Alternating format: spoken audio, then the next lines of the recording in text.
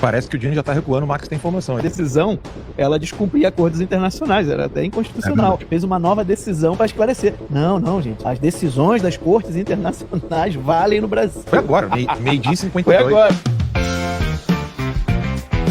Imediatamente teve resposta à decisão do Flávio Dino. O Departamento de Estado dos Estados Unidos foi lá, usou as redes sociais para responder ao Dino, né? E a resposta foi a seguinte: publicação no X de ontem, feita pelo Escritório de Assuntos do Ocidente. Vamos ver aqui. Sem óculos, de graça. Eu ainda queria que o Max afirmou explicasse, que nenhum tribunal estrangeiro pode anular sanções impostas pelos Estados Unidos ou proteger alguém das severas consequências de descumpri-las.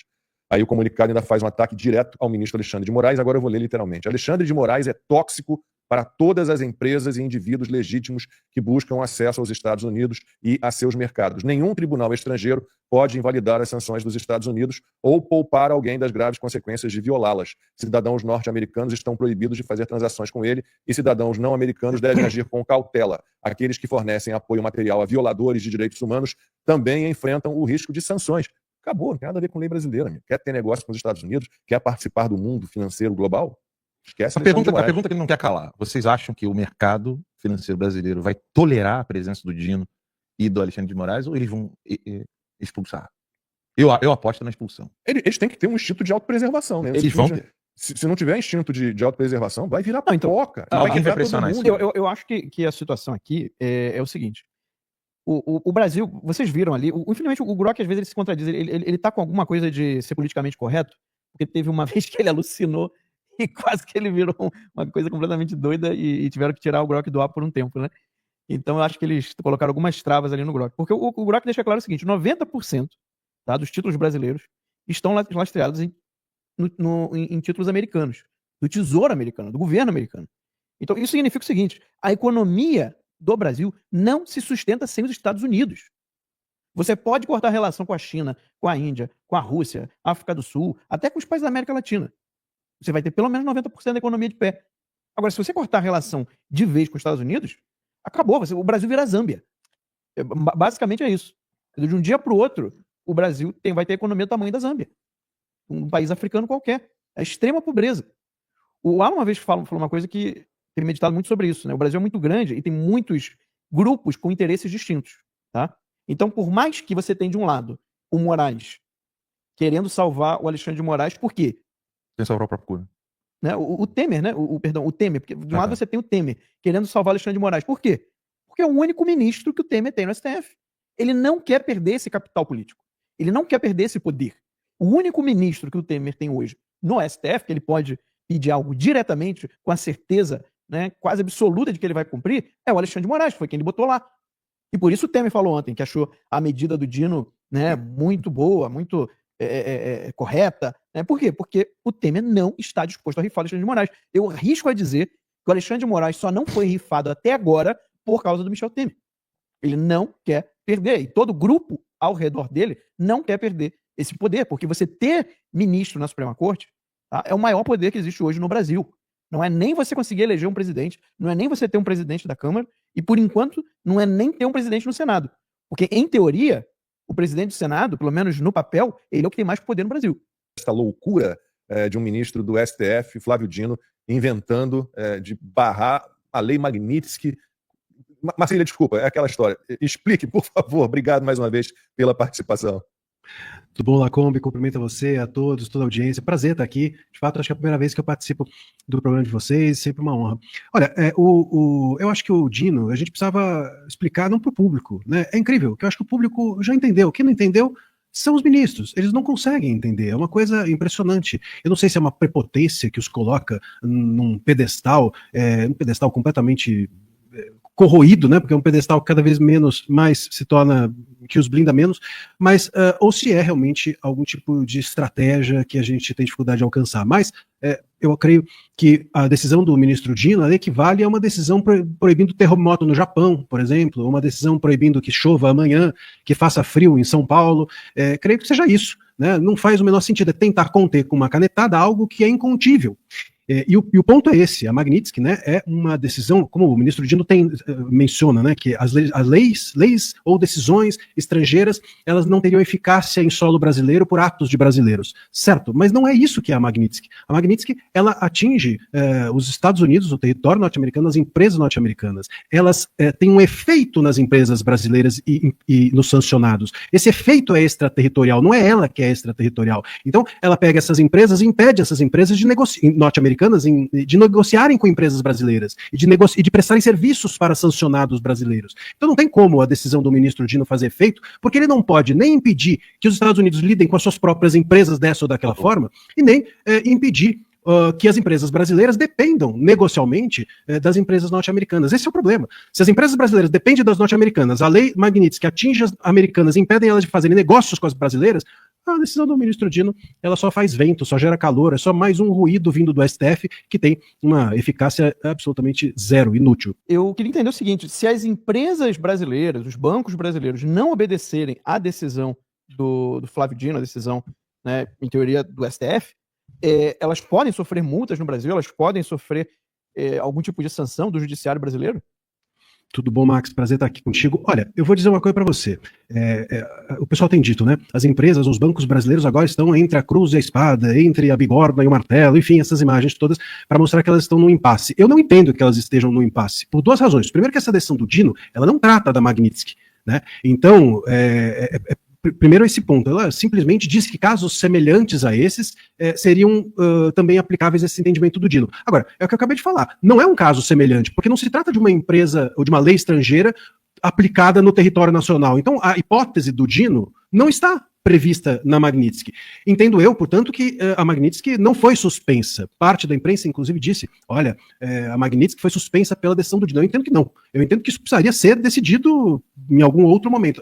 Eu menciono mais uma vez, a eficácia de uma decisão suspendendo a Magnitsky seria zero, mas ainda assim, o Dino não a suspendeu. Nem que ele tivesse essa ambição não foi concluída. Seria necessário alguém, e a gente sabe que tem muito político de porta de cadeia, vamos dizer assim, a gente fala de advogado de porta de cadeia, tem muito político de porta de cadeia que pode fazer esse pedido para o Dino ampliar os efeitos da Magnitsky, que acho que o Dino daria, mas aí não teria efeito, como eu disse, mas acho que esse impasse, portanto, hoje nem existe. E quando existir, ou se existir, as empresas vão ter que escolher entre cumprir uma decisão do STF ou fechar, porque, aliás, cumprir a Magnitsky ou fechar, porque se eles decidirem cumprir a decisão do STF e ignorar a Magnitsky, eles não têm condições de operar sozinhos. Então vamos lá, um banco chega e fala assim, não, eu vou aceitar aqui o Moraes como cliente porque isso foi imposto pelo STF. Teve aquela decisão do STF dizendo que eu sou obrigado a ter o Moraes como cliente, então muito bem, vou acatar essa decisão. Vem a Magnitsky que corta a relação desse banco com o sistema financeiro norte-americano. O banco fecha.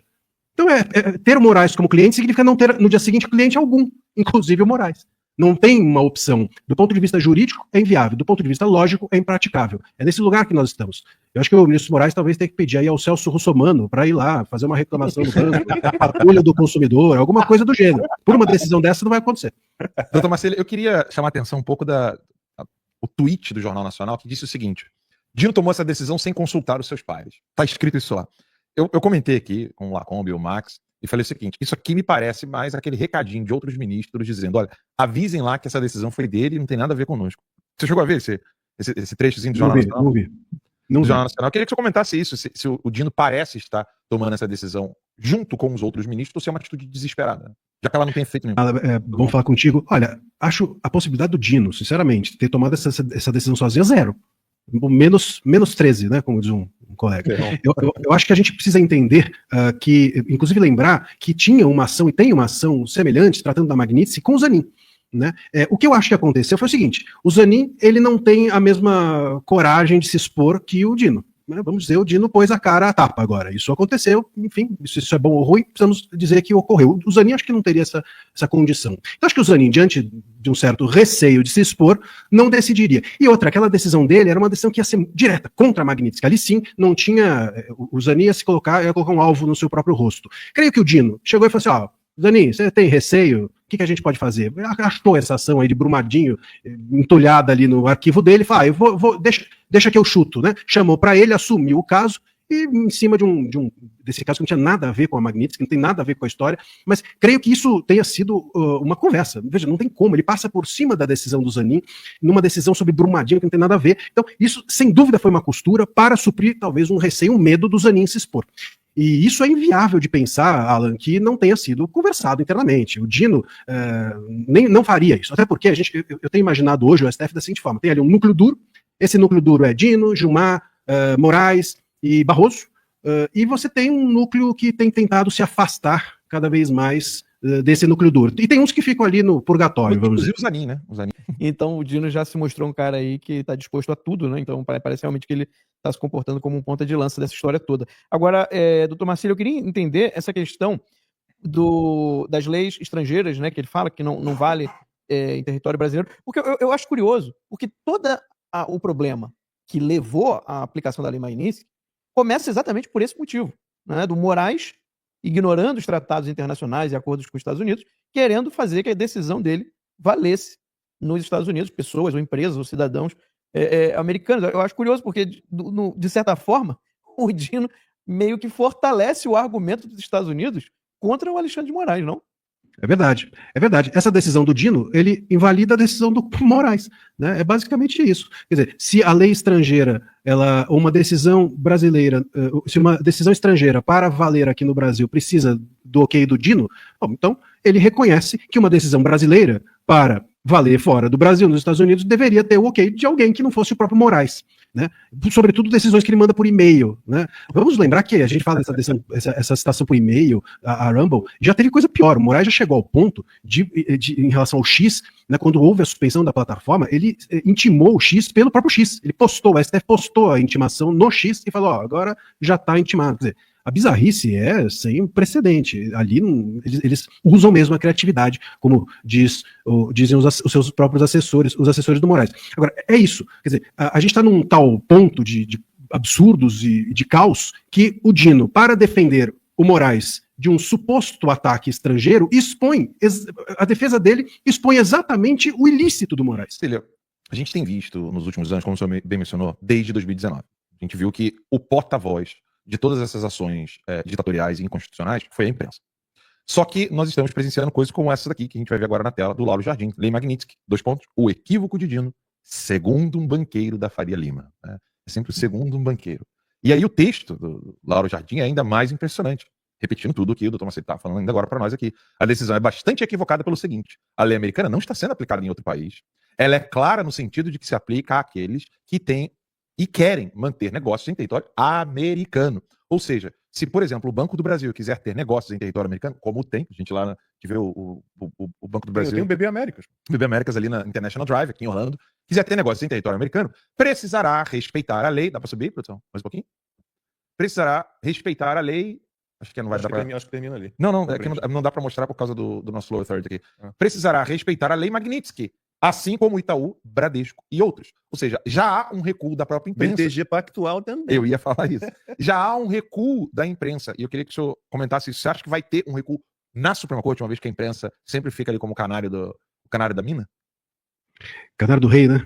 Eu acho que assim, o mercado me parece que já entendeu isso, né? Os banqueiros já entenderam e já perceberam que, enfim, entrar na barca do STF é afundar junto, né? Aos poucos, essa decisão do Dino, ela própria se descredibiliza, justamente porque ela é incumprível, é uma decisão incumprível. Primeiro que não dá para cumprir, se cumprir, eu morro. Então, enfim, não tem como eu cumprir uma decisão que eu morro se eu cumprir. E eu acho que os bancos já entenderam isso, né? Aí a grande pergunta, será que o STF não entendeu? Será que é realmente prepotência? Será que tem alguma estratégia por trás disso? Eu tenho, Alan, pensado, assim, meu pai sempre falou um negócio para mim: olha, por trás de uma burrice muito grande, sempre tente encontrar uma estratégia, ainda que seja em homenagem ao ser humano. Eu sempre... eu guardo isso comigo e fico tentando. Mas ele completava o pensamento dizendo, mas às vezes, na maior parte das vezes, é só burrice.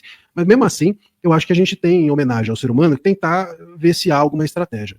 Embora seja possível, bem possível que seja só burrice. Se há alguma estratégia, a estratégia seria, eu tenho feito uma seguinte analogia, que nem a da pessoa que está numa selva e se vê na frente de um urso. Você sabe que você não vai conseguir enfrentar o urso, você sabe que você não vai correr do urso, porque ele vai te alcançar, e aí você começa ali a gritar para ver se o urso olha para você e fala, putz, melhor eu fazer outra coisa do que ficar lidando com essa pessoa. Talvez seja essa a estratégia da STF, tentar ficar gritando coisas que não fazem sentido, ruídos que não têm significado algum. Os bancos já entenderam que não é isso, eu acho que parte da imprensa já entendeu que não é isso, a parte da imprensa que não entendeu, está fazendo-se desentendida para acoplar o seu discurso ao do STF, e o STF está gritando, tentando espantar o urso, ou tentando fazer o urso se cansar de lidar com o STF. Parece que o Dino já tá recuando, o Max tem informação aí. Não, é porque o que acontece? Acho que estão lendo as postagens do Dr. Marcília, né? Porque o Dr. André Marcília tinha alertado que a decisão, ela descumpria acordos internacionais, era até inconstitucional.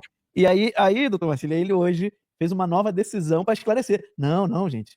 As decisões das cortes internacionais valem no Brasil. Foi agora, meio-dia 52. Foi agora. Então acho que ele estava ou assistindo o doutor André Marcília ou leu lá. E é impressionante como eles têm sempre que dar explicações sobre decisões que já tomaram. Aí, o Alexandre de Moraes, no caso das medidas cautelares contra o Bolsonaro, foi a mesma coisa. Acho que ele teve que explicar umas 3 ou 4 vezes o que ele queria impor ao Bolsonaro. Agora o Dino é a mesma coisa. Eles conseguem não ser claros porque tudo que eles querem fazer, de alguma forma, é abusivo, é arbitrário ou é ilegal, né, Marcílio? E vamos dizer, né, essa decisão do Moraes, a que você se referiu, ela explicou 3, 4 vezes e continuou péssimo, né?